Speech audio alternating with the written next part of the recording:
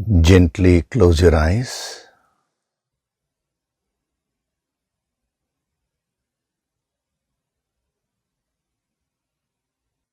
Do deep breathing.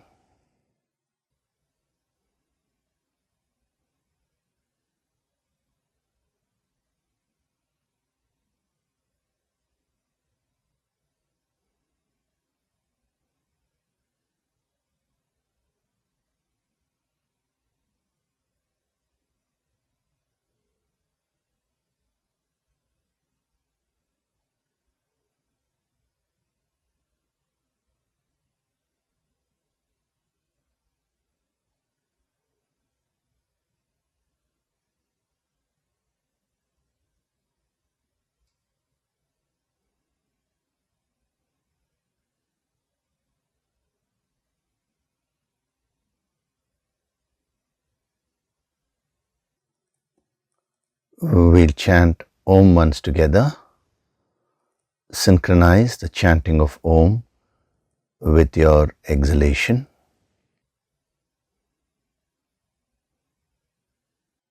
Breathe in.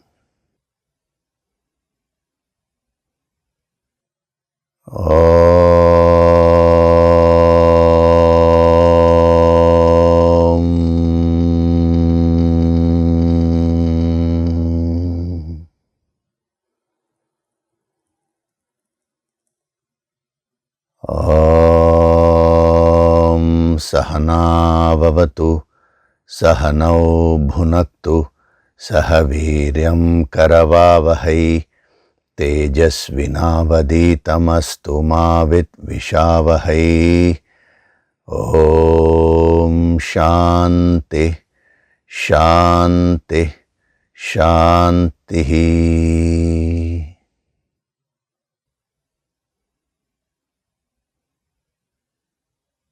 Gently open your eyes.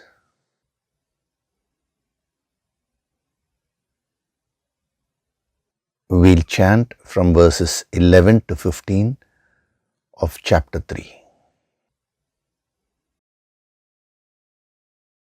Devan bhavayatanena, Devan bhavayatanena, te deva bhavayantu vaha, te deva bhavayantu vaha, parasparam bhavayantaha, parasparam bhavayantaha, Shreyah paramavapsyatha, Shreyah paramavapsyatha, Ishtan bhogan hi vo devaha, Ishtan bhogan hi vo devaha, dasyante yajna bhavitaha, Dasyante yajna bhavitaha, Tairdattana pradayaibhyaha, Tairdattana pradayaibhyaha, Yo bhungte stena eva saha, Yo bhungte stena eva saha, Yajna shishtashinah santaha, Yajna shishtashinah santaha, Muchyante sarva kilbishaihi, Muchyante sarva kilbishaihi, Bhunjate te tvagam papaha, Bhunjate te tvagam papaha, Ye pachantyatmakaranat, Ye pachantyatmakaranat, Annad bhavanti bhutani, Annad bhavanti bhutani, Parjanyadanna sambhavaha, Parjanyadanna sambhavaha, Yajnat bhavati parjanyaha, Yajnat bhavati parjanyaha, Yajna karma samudbhava, Karmasamudbhavah. Yajñah karmasamudbhavah. Karma brahmodbhavam viddhi. Karma brahmodbhavam viddhi. Brahmaksharasamudbhavam. Brahmaksharasamudbhavam. Tasmat sarvagatam brahma. Tasmat sarvagatam brahma. Nityam yagne pratishtitam. Nityam yajñe pratishtitam.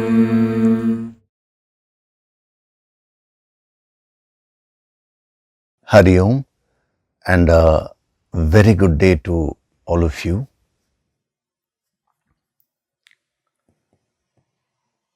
We are doing this verse number 15, which has an inherent structure to uplift your consciousness.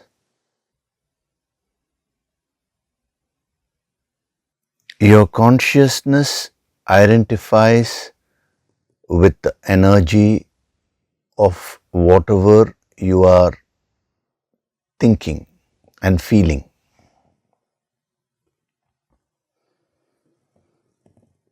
If you constantly think about money, your consciousness will absorb the energy of money. If you're consciously thinking of name and fame, that is, if you're constantly thinking, then your consciousness will absorb that particular energy. If you are constantly thinking about a particular person, let us say some actor or somebody who is famous, you are actually joining your consciousness with the energy of that person. You will start absorbing that energy. This is a yogic truth.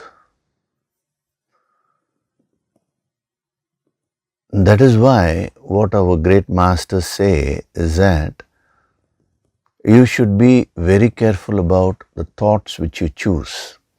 So first the thoughts, then your emotions. Because wherever your thoughts go, after that your emotions will start following those thoughts. Your thoughts kind of fix the path, and then the emotions will start flowing. So when you are constantly thinking about the negative things which are happening in the world, and your emotions will also start flowing in that direction. Thereafter, your consciousness will start absorbing that negative energy. You have to be very careful. See, today the social media has developed to a very great extent. It is a boon, but it can also be a curse if you don't know how to use it properly. I know many people, as soon as they wake up in the morning, they read all the negative messages. People keep forwarding negative messages. See, if you take the world, some negative incident will happen in some part of the world every day. I would say every moment. Similarly, some positive incident also will happen somewhere in the world.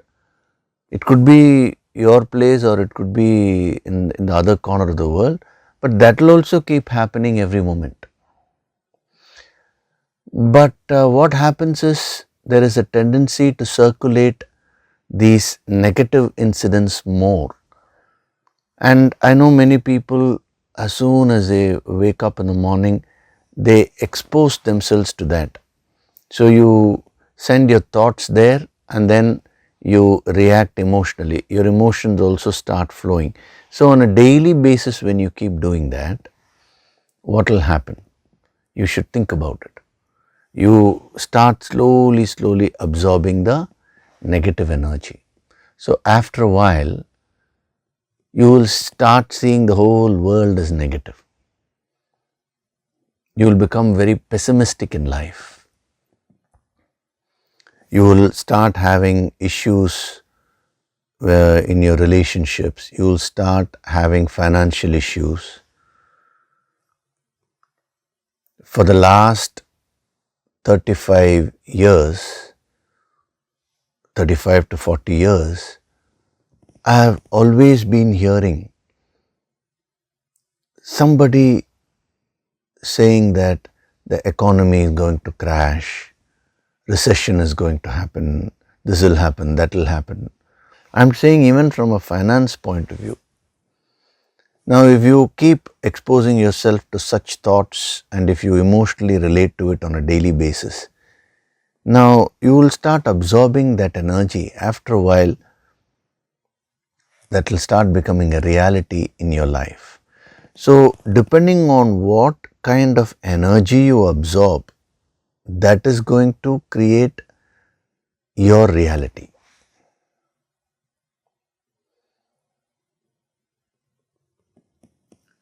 A person who is constantly exposing himself to manipulative people, to the study of manipulative people. I wouldn't say study in an organized way, but just we can say kind of gossip.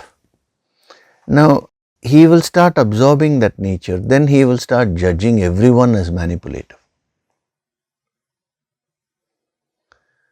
So, when you keep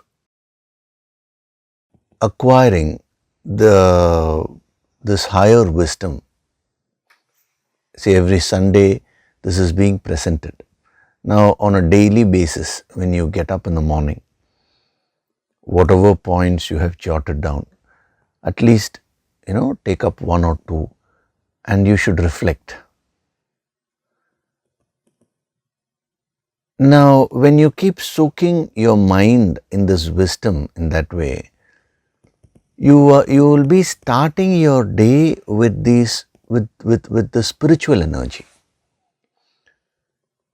Similarly, when you do sadhana every day, especially in the morning, now you will start your day with this energy.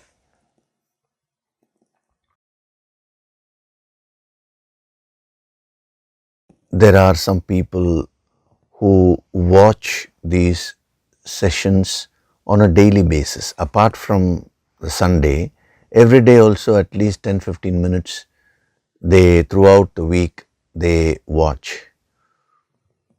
Now that is also a wonderful way of using this tool. You're staying connected in a very powerful way. You're associating your thoughts, your emotions to this higher energy, and therefore what you'll absorb will be this spiritual positive energy, and that will have an impact on your consciousness. When you are exposing yourself constantly to negative things, see, if you are 100% objective, then there is no issue. But problem is there is no objectivity also. Objectivity comes only through sadhana. So without objectivity, when you're constantly exposing yourself to negative things, negative people, now you will start absorbing all that. I want you to observe your own mind. See, this entire study, everything is for you to observe yourself. It's only when you observe your own mind, you can understand whatever is being told to you in a deeper way.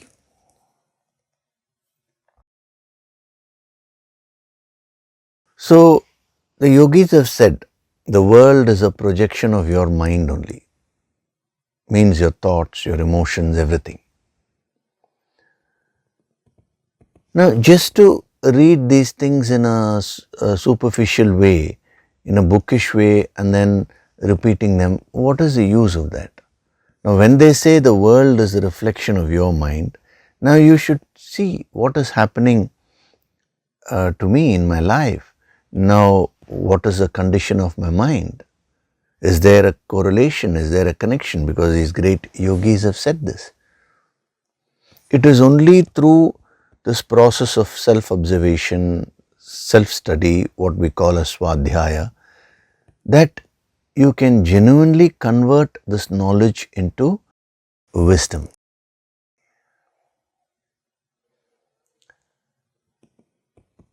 So, this being the law, that is, whatever your mind associates with, your consciousness starts absorbing that energy. And depending upon whether the energy is negative or positive, the consciousness will expand or shrink. This is the law.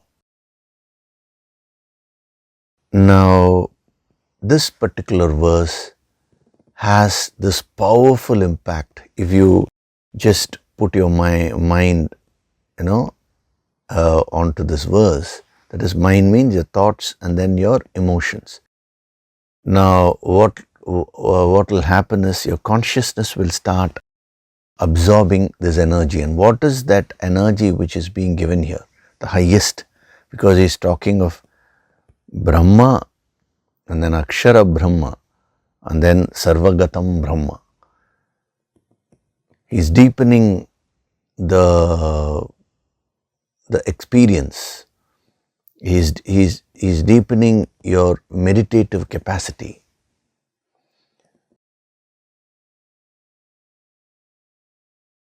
The problem which most people have is that whenever they see something positive, they don't put effort to identify with that. Whenever there is something negative, the mind automatically identifies. When I say the mind, I am talking of a person who has not trained himself or herself. For example, nobody needs to teach you how to be indisciplined. It comes automatically. Whereas in order to be disciplined, you need to learn. Nobody needs to teach you to be uneducated. But to become educated, a lot of effort needs to be put in. That's how life has been designed. So nobody needs to teach you to identify with negative things.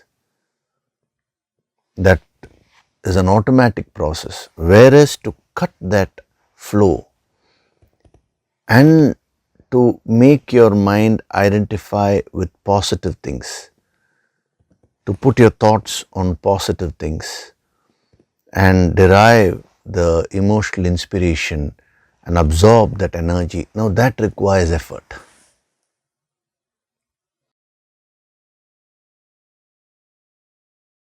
Now, as a sadhak, you should use these kinds of verses for that purpose, to strengthen your consciousness. The same verse can be used for intellectual debates also. What does Brahma mean here? Now, different people say different things, and a lot of quarrel can happen. The same verse can be passed off, in a superficial way. Oh, action springs from Brahma, Brahma comes from imperishable. So therefore all pervading Brahman is ever established in sacrifice. The verse being the same, how deep you go into it how much you use it to strengthen yourself. When I say yourself, I mean your thoughts, your emotions, right up to the consciousness level. That depends on you. That actually determines how deep a sadhak you are. So merely to say I am a sadhak is of no use. How deep is your sadhana? This is what determines that. So in these Sunday sessions, it's a great opportunity for you when the yogic approach is being used and when these great truths are being revealed to you.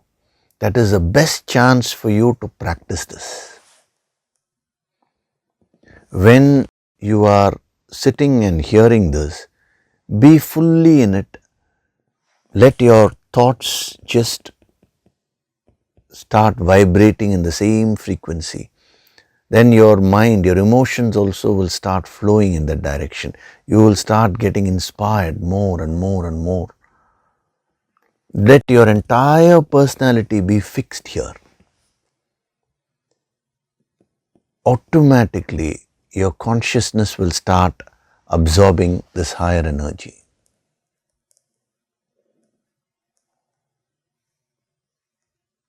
When you are listening to this, supposing you are comparing this with something else which you have read elsewhere or which you have heard elsewhere, now you are diverting your energy.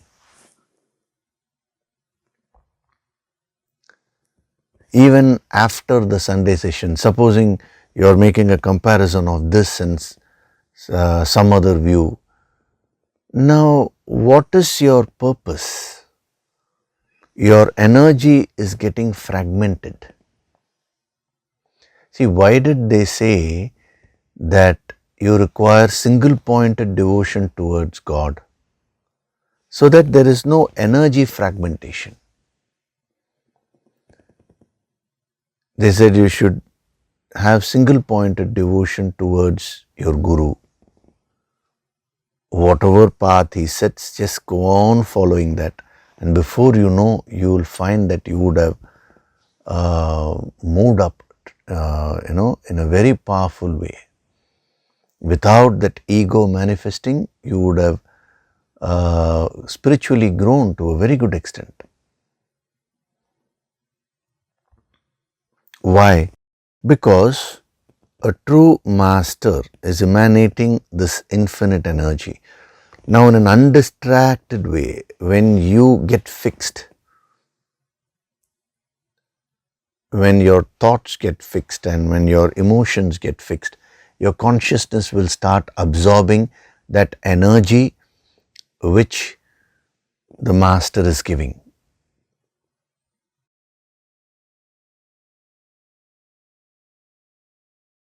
A simple sadhana, but such a powerful effect can be obtained from that.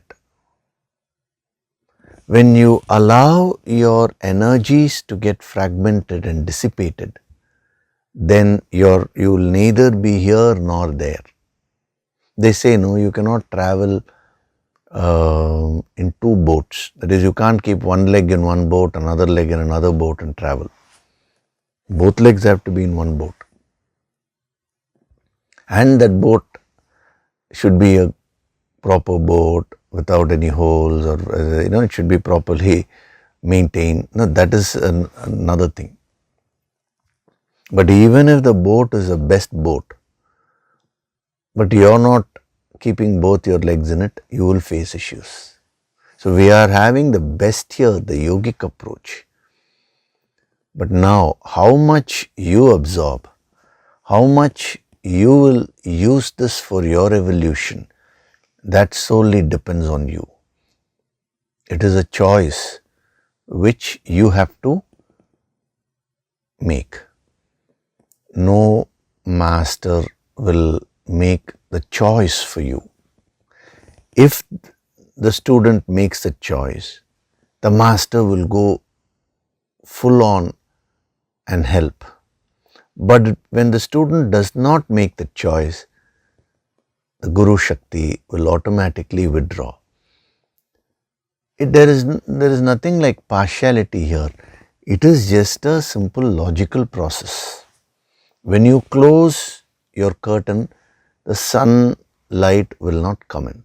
When you open the curtain, when you open your windows, the sunlight will come in.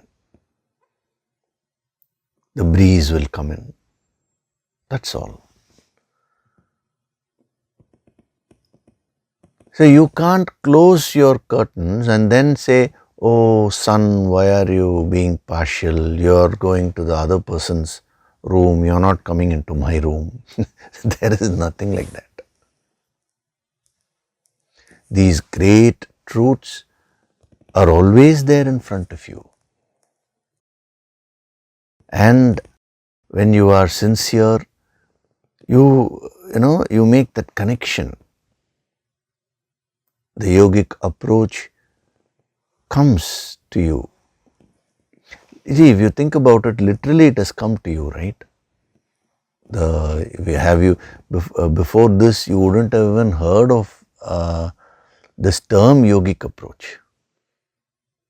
You wouldn't have even seen all this being unraveled in this way, because this was kept as a closely guarded secret. But now for certain reasons this is being revealed. Now put your full personality into this and absorb the energy. Then you're doing justice to this verse.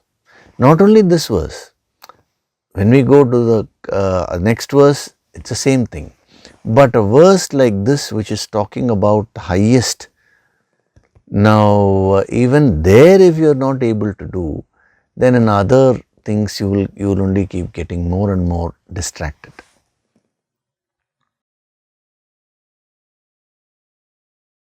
So what have we been seeing in this verse? Karma Brahma Udbhavam Vidhi. Know that action springs from Brahma.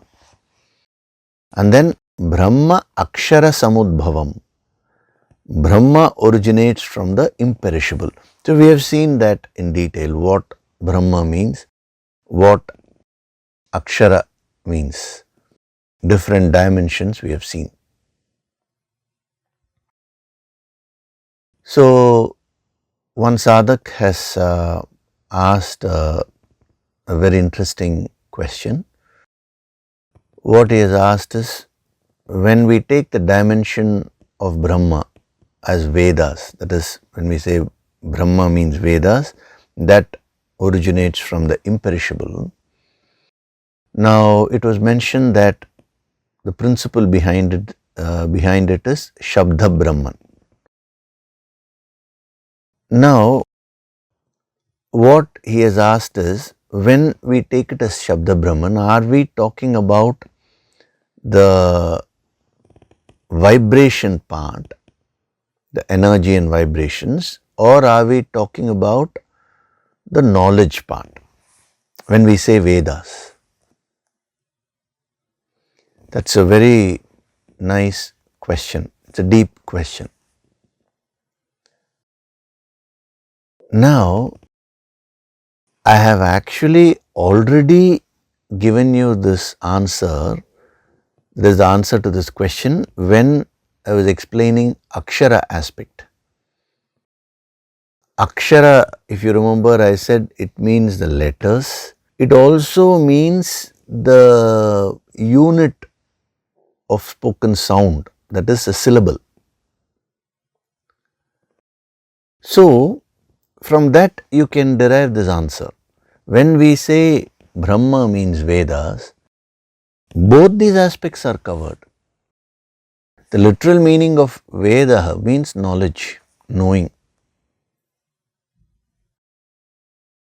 Vedas are not restricted to the 4 books. See, Veda is not a name of a book. It only means knowledge. You have this Rig Veda, Yajurveda, Samaveda, Atharvana Veda, they are names. But Veda means knowledge. Anywhere there is knowledge, you can say it is a Veda. That is why they said Ayurveda means the knowledge about the lifespan. When they spoke about health. So you have to understand it in a deeper sense. So the four Vedas are nothing but an intelligent compilation by Vedavyasa. What did he compile? All these great truths. See, these great truths were scattered. Different masters had given at different periods of times all these truths. Now Vedavyasa got this higher instructions to compile all these truths together so that it will be easy for a seeker to gain this wisdom. So when he started compiling this, he found that it was too voluminous. Now then he thought it will be good if this is divided into 4 books, as it were, 4 parts. And that's what he taught one part to one person, one student, another part to another student, Rig Veda, Yajurveda, Samaveda. It was divided for convenience sake. See, even in that people have started fighting. Which is superior, Rig Veda or Yajurveda, Samaveda? Some people say, we are Samavedis, we are Yajurvedis, we are Rig Vedis. Means their ancestors, they followed that. But how is that making you great today? Okay, your ancestors were so great, but how does that make you great? So there is nothing like that. If you understand this in the right sense, you will find that line of thought, which Veda is superior and all that itself is very foolish. So now the Vedas, each Veda was further divided into 4 parts. The mantras, the brahmanas, the aranyakas, the Upanishads. So mantras are the chanting part, eulogizing different powers of nature, different manifestations of God, to build that devotion, to develop those vibrations. The brahmanas were the ritualistic portion, the coded, the same truths explained in coded language. For example, the ritual of yajna, we can say, is a part of the brahmanas, but the deeper meaning comes in the aranyakas, how these rituals are symbolic, how do you use that for personal growth. And then comes the Upanishads, which is called Vedanta.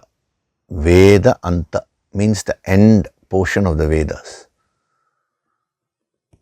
That contains the highest philosophy of life, that wisdom which teaches you how to live your life and also teaches you how to achieve or attain your real purpose, how to merge with that infinite. So all that is there in the Upanishads. So this is the knowledge part. So if you take Shabda to be the word representing knowledge, then it fits in so beautifully. I'm explaining to you how both fits in. Action springs from the knowledge, the higher knowledge which is presented in the Vedas. Supposing you take it like that. Now, It perfectly fits in, because it is only when you learn this higher wisdom you will know how to act properly. You will know how to convert the actions into yajna. You will know how to purify yourself through your actions. So you should learn that. That's what he's saying. No, you should learn. It is your duty to know this. But you should not stop with that.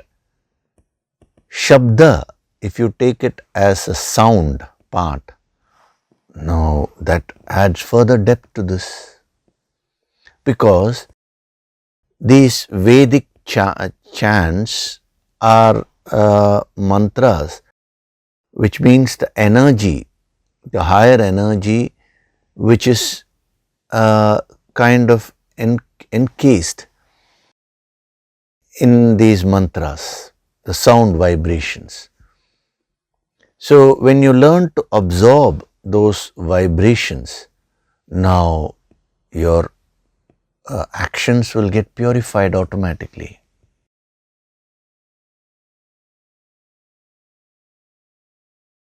So that's why I used this term Shabda Brahman. Both these put together will give you the best effect, and this is symbolized by Goddess Saraswati. On one side she has the Vedas, which represents knowledge. On the other side she has the Veena, which represents the music part. It's not mere music. That is a reference to the vibrations.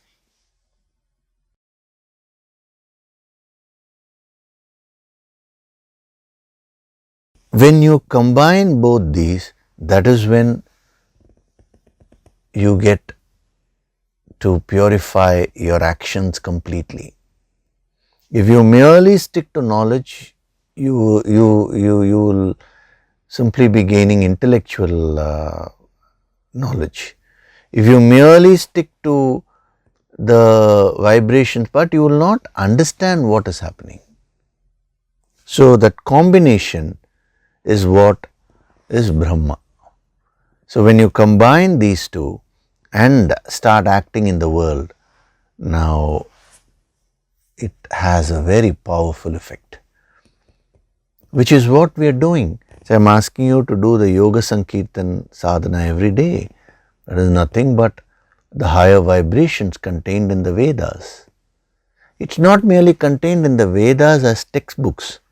Vedas means the truths of life. So these vibrations are present in the cosmos. So all that has been captured there. And every Sunday the knowledge part is also given along with the energy again. So that combination will make you a very powerful sadhak. So it's a very good question which the sadhak has asked, and this is, this will benefit all the people who are watching this. So know that action springs from Brahma and Brahma originates from Akshara, the imperishable. Tasmat, therefore. The word Tasmat is always used in the scriptures whenever there is a conclusion which is being formed, a deduction,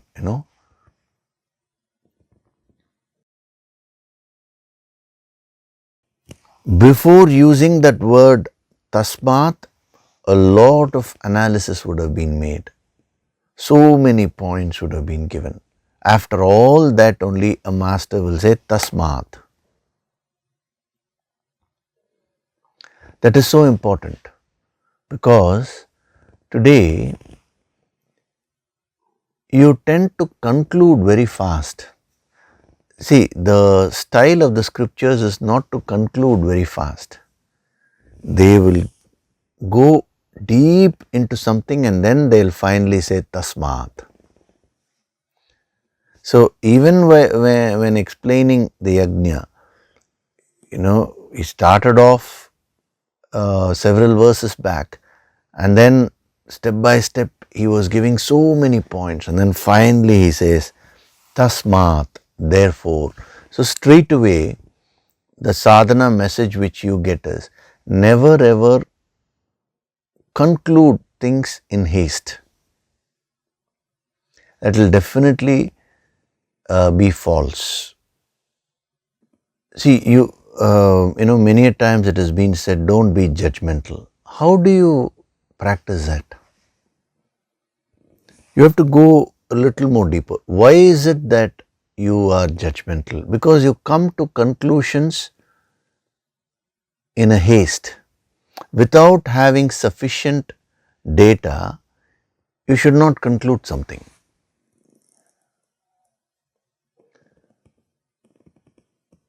This is true in any field. Even if you take a scientist, say supposing he is doing research on something, just based on a few things, immediately he shouldn't come to a conclusion. They'll see from all angles, then they'll test it out practically. So many processes are there before a research paper is accepted.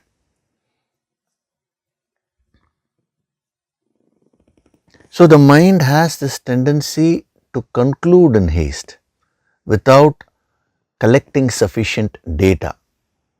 Now, here, by using the word tasmat, after giving all these truths, he is showing us the path. This is the correct approach to life. Collect sufficient data first. Then your conclusion will be in line with the truth. You just see a person behaving in a particular way once, immediately you conclude and brand that person. Supposing a person is, let us say, angry in one instance, immediately you know that person is a very short-tempered person. How do you know? Do you have enough data to prove that, to come to that conclusion?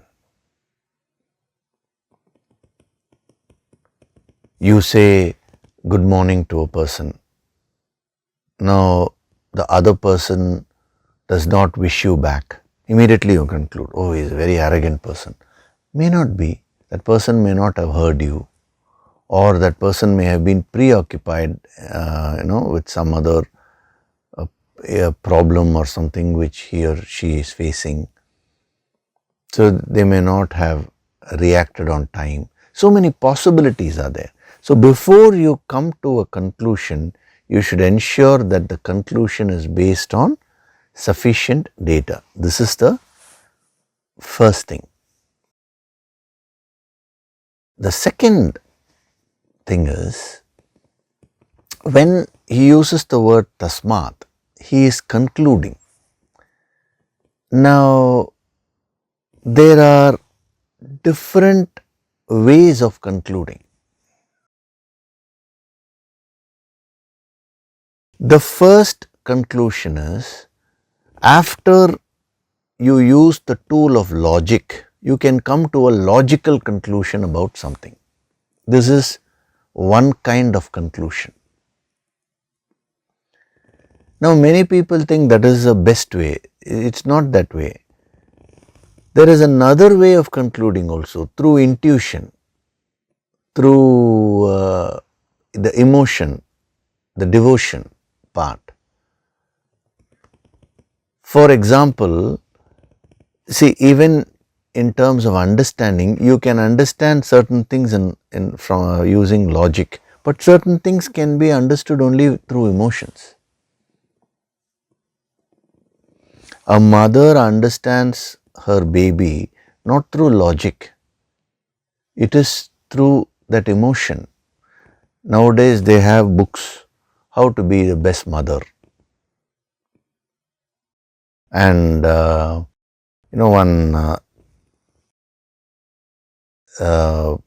one person was asking me, when she gave birth to a baby, she said, okay, how to bring up my baby in the best possible way. So she bought all these books, and she said my head started spinning, because Just for feeding the baby, they have given some 10 methods or something. She was giving those names, it was complicated names, this method, that method, this method. So which one should I follow? This was her question. As at first you take all those books and gift those books to, better not to gift also because you are not doing any service to the other person. You throw away all those books. As a mother, you identify with your baby. When you identify with your baby, when you bring that motherly affection, you will understand your baby's psychology instantly. You will know what should be done in order to guide the baby properly. Without that, you're learning all these artificial methods. So you should know where you should apply logic, where you should apply emotions. This is very important. So when you apply logic and come to a conclusion, we call that as logical conclusion. When you apply your emotions, your devotion, and when you come to a conclusion, we call that as intuitive conclusion, conclusion based on intuition.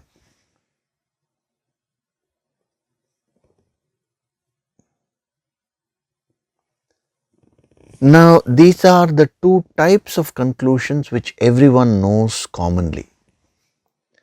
But there is a third type of conclusion which our masters have given, that is based on anubhava.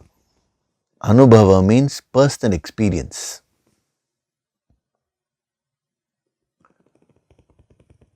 It is not enough if you know something logically.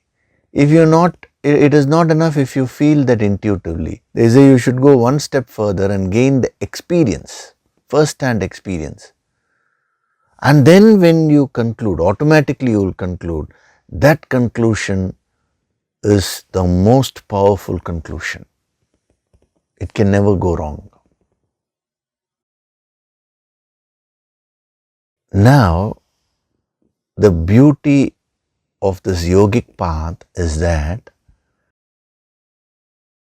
the yogis use all these three before coming to a conclusion. When he says tasmat, is this logical? Has he given logic? Yes. Was there emotions there? Intuition? Definitely yes. And is he talking from his experience? Obviously. Lord Krishna was the avatar. Vyasa, who has written this, was a self-realized master. So this word tasmat indicates the combination of these three approaches: logic, devotion, and personal experience. When you combine these three, your conclusion becomes very powerful. So in life itself, it's a very important sadhana tip which is being derived here. In life itself, you should learn to combine your logic, your intuition, and your personal experience. That is the best way to grow in any field.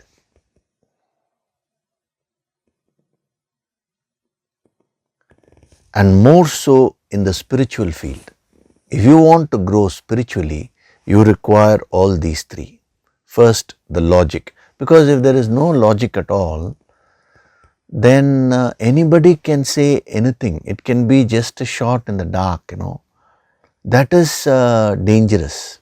See, in the name of intuition and spontaneity, some people become impulsive. If the logical element is taken off, you will become impulsive. So logic is very important. You need to develop a logical approach towards life.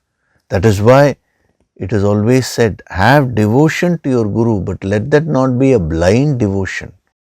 Why are they encouraging you to question, ask questions? Prashnena, pariprashnena, he says. Not to challenge the Guru. See, that kind of questioning are coming from ego. Nowadays, you find in all these interviews and debate, they call experts in a field and then they go on attacking them with questions. That is not true questioning. A question should be aimed at towards gaining knowledge. But if you don't question at all, how will you gain knowledge? That you can explore the depth only when you start questioning. It may be verbal or it may be internally also. But unless there is a question, you can't get an answer, no? So your approach in spirituality should be based on logic. If it is said, do the Yoga Sankirtan sadhana every day, it will help you. Now, your first question should be, why? How? Can you explain to me how is this? Then what is Yoga Sankirtan Dhyana? How it is based on the science of sound vibrations. You gain all that logic and then you conclude, yes, Yoga Sankirtan is going to be extremely transformational. Now this is one conclusion. So in every aspect of your sadhana, logic is very important. If you lose that logic, you will get into blind faith. But if you just stick to logic alone, then that also will create an issue because you will become like a machine. What is the difference between a machine and a human being? A machine can be programmed in a logical way, but a human being has this capacity of feeling and intuition. So simultaneously, along with logic, you should also apply your emotion, your devotion. When you approach, same Yoga Sang, I am giving the example of Yoga Sankirtan. In one example, I'll explain all these three, then it becomes easy. So one is understanding the logic. The other is when you approach it devotionally, instantly it gives you the depth in your understanding. Just imagine a person saying, okay, let me just play the Yoga Sankirtan and see, let me see what it is. Without any emotion, without any bhavana, if he is going to try it out, the effect which it will have on him will be very limited. But when the same person does it with a lot of sanctity, it's a great sadhana, it's the highest sadhana which our yogis have practiced. That has been given in a simple audio material form to me. So with a lot of devotion, when you approach that very devotion will help you in understanding the principle of Yoga Sankirtan in a more deep way.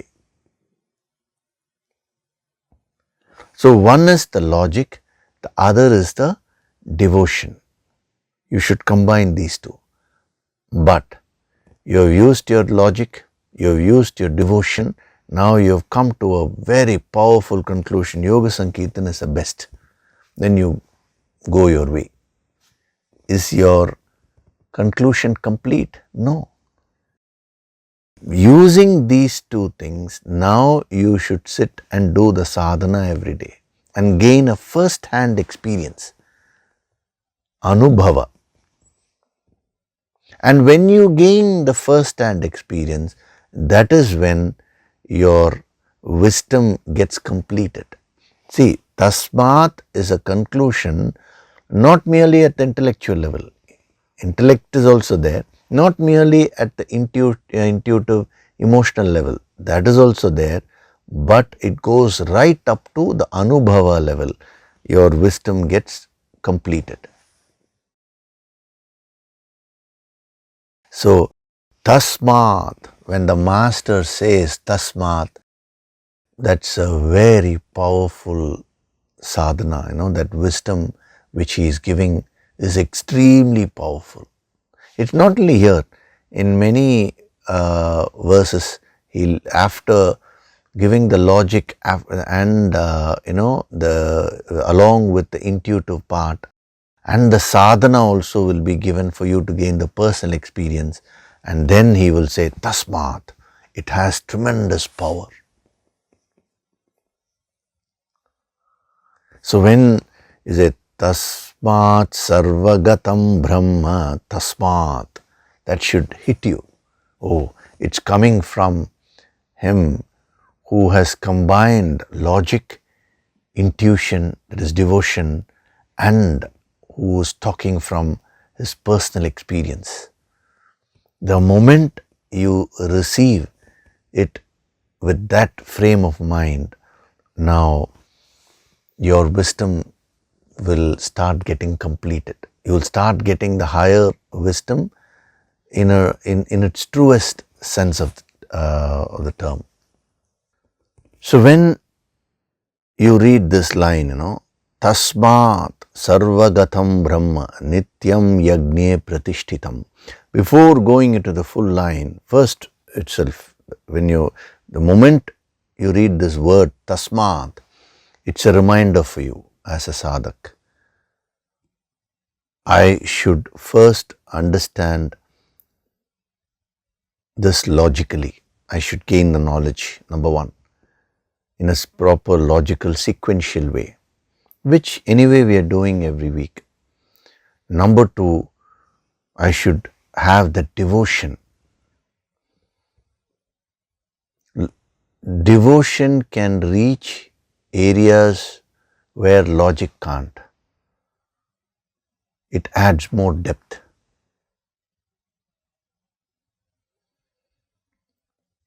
So I should have the devotion, number two. And number three, I should also do the sadhana till I gain the personal experience. So Tasmat, actually, if you approach it correctly, that will serve as a very powerful reminder to you as a sadhak to complete your wisdom. Because when your wisdom becomes complete, you become a sthita prajna, one who is established in that higher wisdom and that higher consciousness. This is the way. Tasmat is the way by which you can complete your wisdom.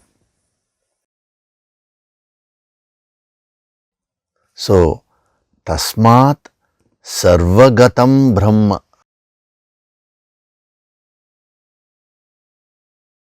Yagne Nityam Yagne Pratishtitam, the all pervading Brahma. So first he said Karma Brahma Udbhavam. He used the word Brahma. Then he said Brahma Akshara Samudbhavam. The Akshara aspect was introduced. Now he says Sarvagatam Brahma. Sarvagatam, we have translated it as all pervading, that which is present everywhere. It has more depth, we'll see that. But first, you should get the hang of what is being said here. So what is the structure which is being followed? See, there is a logic in that. There is a beautiful structure here. First he starts with Brahma, then the Akshara aspect, and then he says the all pervading aspect of Brahma. Sarvagatam Brahma. Why is he moving in this way? There is a very deep significance logically. See, he is following the sadhak's mind and he is giving this wisdom.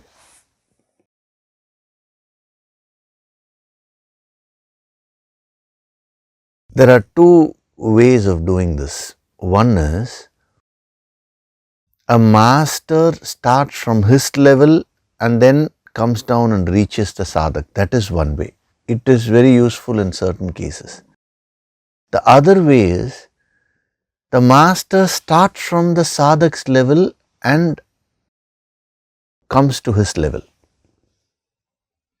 That is the method which is being employed here, which is very effective. So, if you remember, I gave you the example of the gold ornaments, Now, let us say a person comes to you and asks you, what is gold? Can you show me gold? So, immediately you show him a few ornaments like bangles, necklaces are there, earrings are there, all that you show, and say, this is only gold. Now he is very happy. He says, now I have understood what gold is. But when you then ask him, okay, tell me what is gold, what have you understood? He immediately points at the bangle, he has seen the shape, the form, and he has concluded that that is only gold. Now, when you pointed at those ornaments and said this is gold, you didn't mean merely the shape and form. You meant that which is behind it, the material. But his understanding is the external shape and form. So, the moment you see that his understanding is very limited, now you give him the next dose of your knowledge or wisdom with reference to gold, I am saying. You say that which is behind these names and shapes, these names and forms, that is only gold. So, the first you say the bangle is gold, for example. Now he is thinking the name and form. No, the bangle has come from gold. So now his understanding deepens. He understands, oh, that material from which this bangle has been made, that is what is gold, not merely this bangle. But even though his understanding has deepened, you clearly see that there is still a limitation, because now whenever somebody asks him what is gold, he brings that bangle every time and he shows that. See, that which is behind it, there is only gold. He is thinking gold is restricted to this bangle, to which, in order to further expand his wisdom, you take it further and you say, no, gold is present everywhere. It is not, in other words, it is not restricted merely to the bangle. Then he gets the true understanding of what gold is. It is the same thing which is being done here. So first, when a student approaches a master and asks, who is God? He says, the world is only God. Where is God? God is here. Right now, here. You are God. The world is God. Everything is God. Everyone is God. This is what the master says. So what is the student's understanding? He sees, oh, everyone is God. He sees the names and forms. Just as that person saw the bangle, the name, shape of the different ornaments. Similarly, a student sees the different names and forms. I am God. Then he thinks this body is only God. So immediately the master now gives the next dose of wisdom to deepen the student's wisdom. He says, no, it's not the name and form. These names and forms, they have all come from Akshara, the imperishable, that which is formless. See, anything which has a form is perishable. The form will have to perish. The moment we say Akshara, it means it is formless. A bangle can have form, but gold doesn't have a form. Even in that relative example, it fits in so beautifully, So the imperishable aspect, that is only Brahma. Brahma has come from that. Now the student gets very inspired. Oh, this is not merely this body. That which is imperishable within this body, that is only God. But now his understanding is restricted to that form which he is referring to. Then the master, in order to expand his wisdom and complete his wisdom, he says, no, that imperishable, that supreme reality is not restricted to merely these forms which you are seeing. It is way beyond all this, all pervading. Sarvagatam Brahma. The word Sarva is very powerful. Sarva means everything which is known, unknown, unknowable, everything.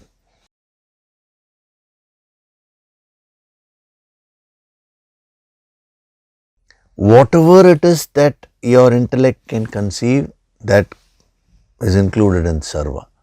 Whatever it is that your intellect has not yet conceived, but it can conceive in the future, that is also included in Sarva. Whatever it is that is beyond the intellect, it cannot conceive that at all, that is also included in Sarva. Sarva is such a powerful word, which means everything which is known, which is unknown, and which is beyond the intellect also. So, Sarvagatam Brahma means that which is all pervading, present everywhere, not restricted to merely these names and forms. So when the student absorbs this energy and does sadhana with this and gains the person experience, now his or her wisdom becomes complete. You see the logical structure here, how so beautifully. He starts from where the student is and then slowly takes him to the highest. This is one powerful yogic method which the master uses. Sometimes the master may use a reverse method also. That is for another reason. When such a verse comes, at that time I'll explain to you. That will also be very inspiring. Whatever be the approach, it doesn't matter as far as we are concerned. If we just attune ourselves to these great masters, the energy which they are giving, now one thing is for sure, our consciousness will expand, will get elevated. What does it matter whether the master has started from my level and taken there or from his level and come down here? As long as I am attuned, my mind will always be inspired, my consciousness will always be expanding towards the infinite. So, Tasmat Sarvagatam Brahma, he is expanding the consciousness beyond the intellect, beyond all knowledge, and he is completing the wisdom. Actually, if you go to the Upanishads, they start from this level. Om Purnamada Purnamidam Purnat Purnamudachyate. This is an invocatory prayer. In the Mahashivadhyana, in the end that has been chanted for What is Purnam? Purnam means completion, infinite. The very invocation is that in that Upanishad. That is infinite. Purnamada, Purnamidam, this is infinite. Now this has come out from that, this infinite has come out from that, and this infinite having come out from that, what remains is infinite. See, the starting point of Upanishads is this. You can just imagine the level of the Upanishads and the level of the students also, in the good old days. If a master is starting with that, just imagine how powerful it would have been. That's why these Upanishads are not meant for mere intellectualization. Some people say, oh, I have studied the Upanishads. What do you mean studied the Upanishads? Those are not to be studied, merely studied intellectually. That is meant to complete you, it gives you the complete wisdom.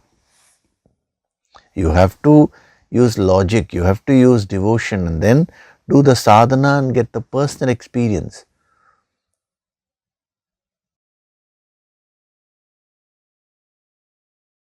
Isn't it amazing? The final conclusion here, which itself you are saying, oh, what amount of knowledge has been covered and all, that is a starting point of the Upanishads. So this gives us a lot of humility. What we know is literally like a drop, and what we don't know is like an ocean. With that spirit, when you approach this verse, your wisdom will go on expanding and getting completed. If you approach this with the spirit of, okay, let me know it, now I've understood this, that, now the ego will prevent the consciousness from expanding. So, tasmat sarvagatam brahma. I am stressing on that word sarva, because when you say sarvagatam brahma, now when you stress on that word sarva, and when you relate to it logically, emotionally, and in a meditative way, it becomes a personal experience for you. Now instantly you're able to relate to that all-pervading nature of God, of the infinite. In today's Nididhyasana meditation, a small glimpse will be given to you. See, these are all glimpses. It will help you to be consistent in your sadhana. It will provide an impetus, that energy, that inspiration. So, tasmat sarvagatam brahma, that all pervading Brahma, nityam yagnye pratishtitam, is ever established in sacrifice. So he is bringing you back to yajna. In the last session I was saying that grounding, that earthing is being done. So you don't just keep floating. You have to, your consciousness has to float, but you have to function in the world in a very balanced way. You have to be grounded here. Then only that balance will be created. Okay, so we'll stop with that here.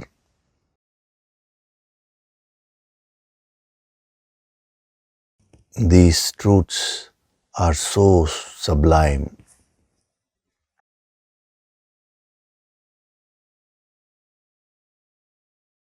You require to put in a lot of effort to go deep into this.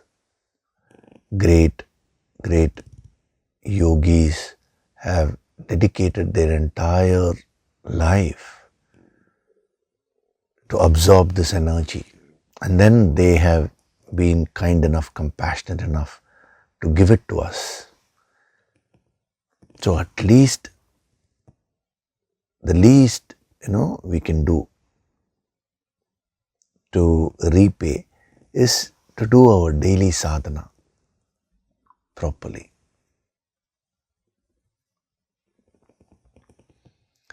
Okay, so you reflect on this. Next week I'll give you a few more things with respect to this verse, and then we will continue further. Before we do the Nididhyasana, I'll quickly take up one question which is related to this verse.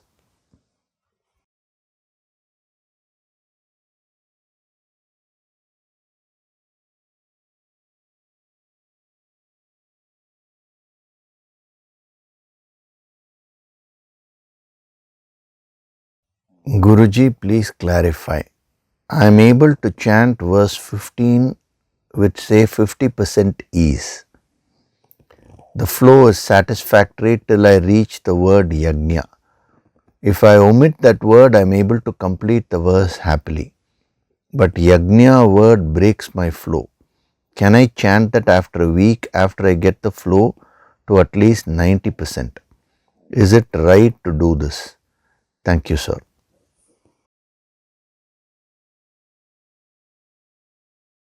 You put it as sadhak, it's always good to mention your name so that I know who is asking. Of course, here it is, Ashok ji has asked this, but as a practice, when you ask a question, it's always nice to put your name there. Now, see, what do you mean by 50% flow is there, 90% flow is there? If you're talking about the chanting, now that is why initially these 5 verses, when the 5 verses are being chanted, the flow is set for you. So, how come you're saying that I'm able to chant verse 15 with 50% ease? You just follow the chanting which is done initially. That too, I have broken this up into 4 parts and chanted to make it easy for you. For example, Karma Brahmodbhavam Vidhi, and then they repeat it. So you can repeat it after them. Brahmakshara Samudbhavam Tasmat Sarvagatam Brahma Nityam Yagne Pratishtitam. Now, this is what will complete it, no? So, there is nothing like 50%, 90% flow. That too, if you take away the yajna word, how will it be, how will the flow be there?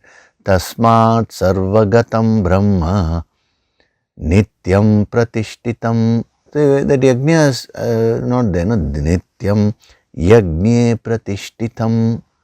That's when it gets completed.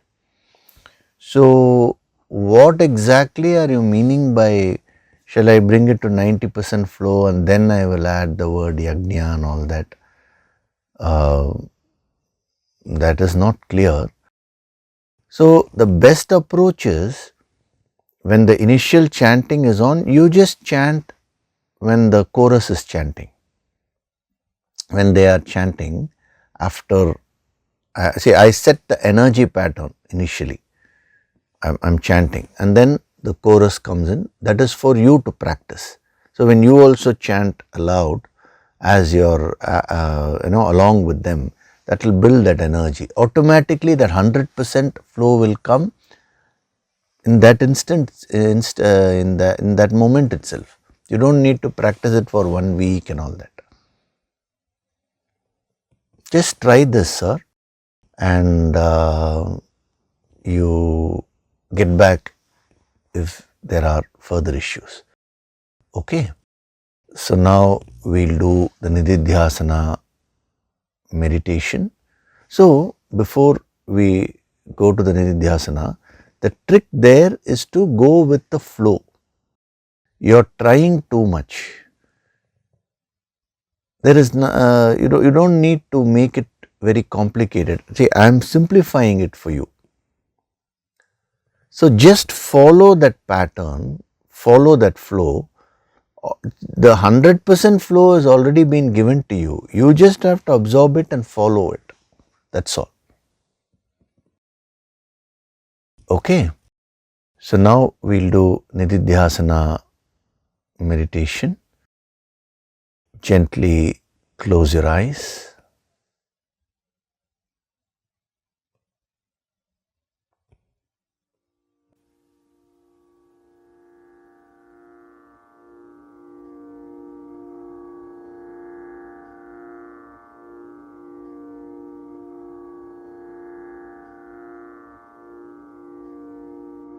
Do deep breathing.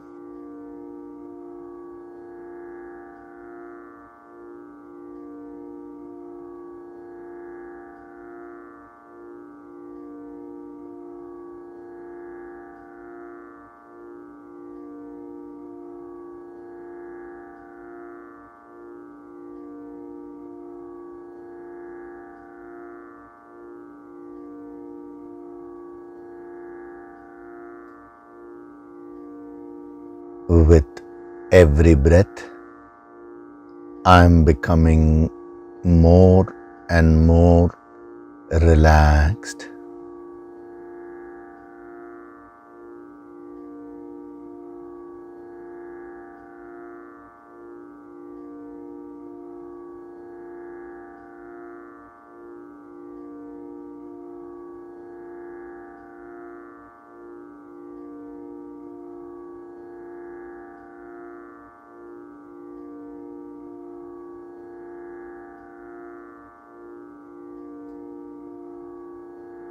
Feel the divine vibrations.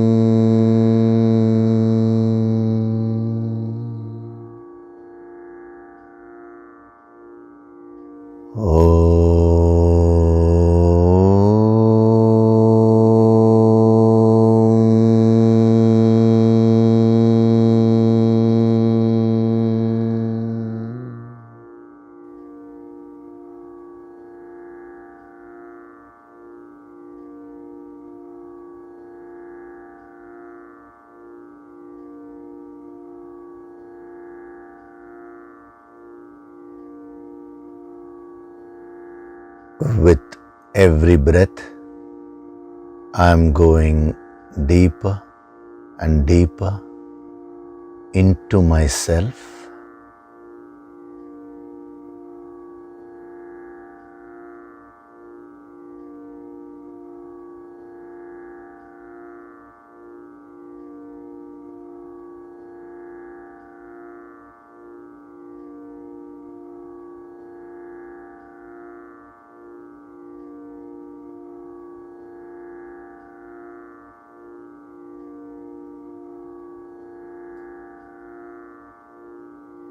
I am not this physical body. I am not these pranas. I am not these emotions. I am not these thoughts.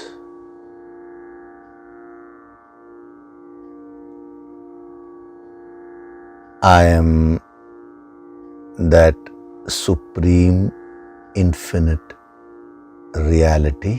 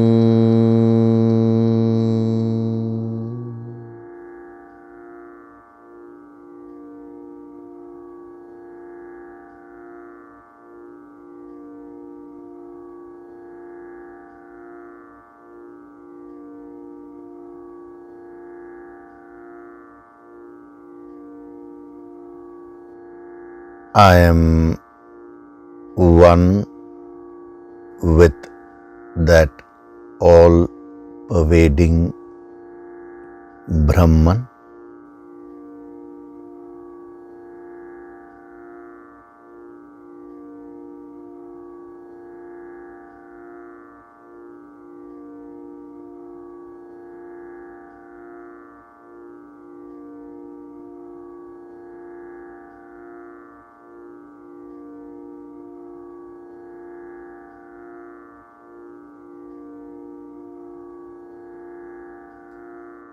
I choose to do my sadhana and complete my wisdom.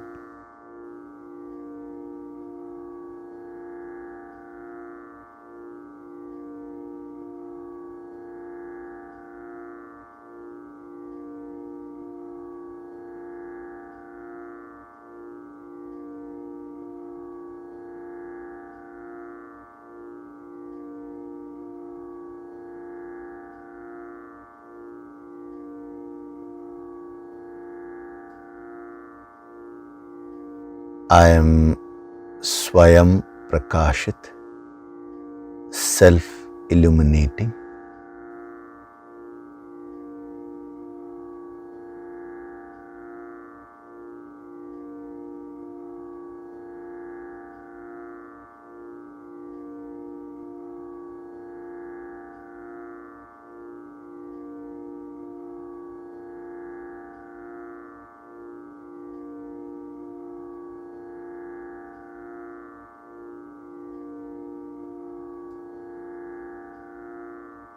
Offer your gratitude to God Supreme.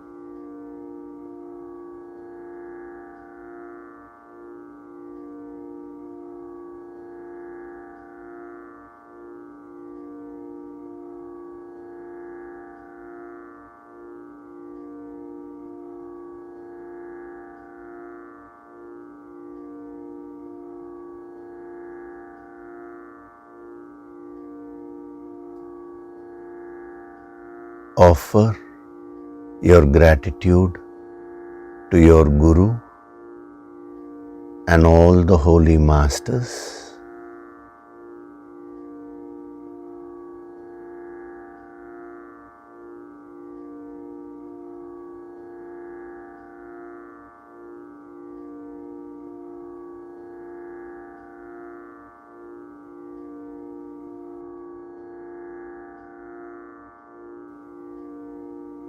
Wriggle your fingers, your toes.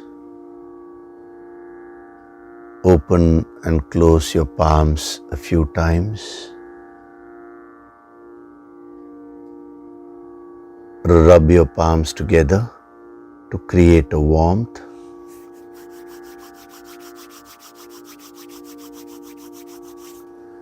And cup your eyes with your palms.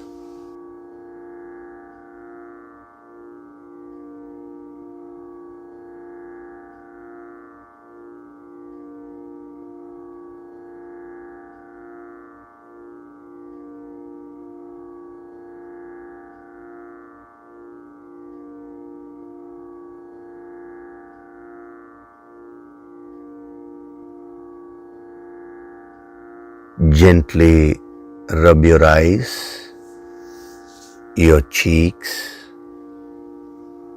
forehead, the top of your head, the back of your head, your neck, and slowly open your eyes.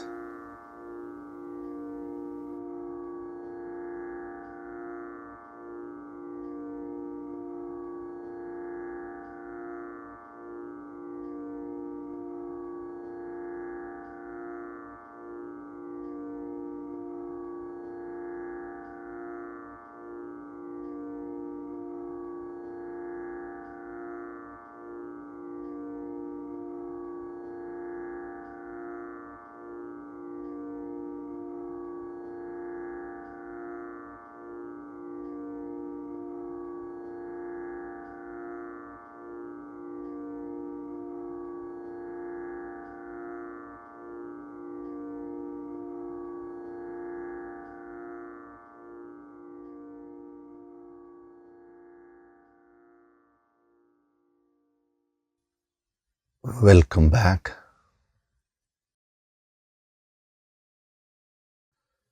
So today we had yet another powerful and deep session.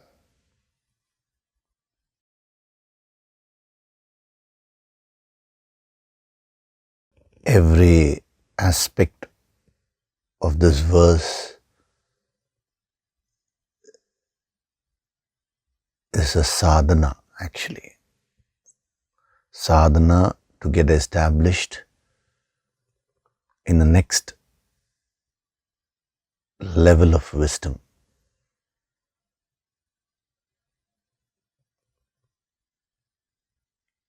So you're all extremely fortunate to be getting this yogic wisdom.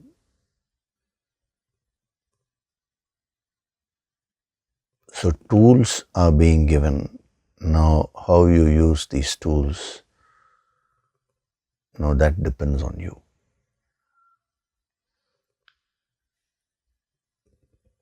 Okay? So in the next week, we will see more about Sarvagatam Brahma and how it is established in sacrifice, what it means, the sadhana relevance and all that. So thank you very much. Hari Om.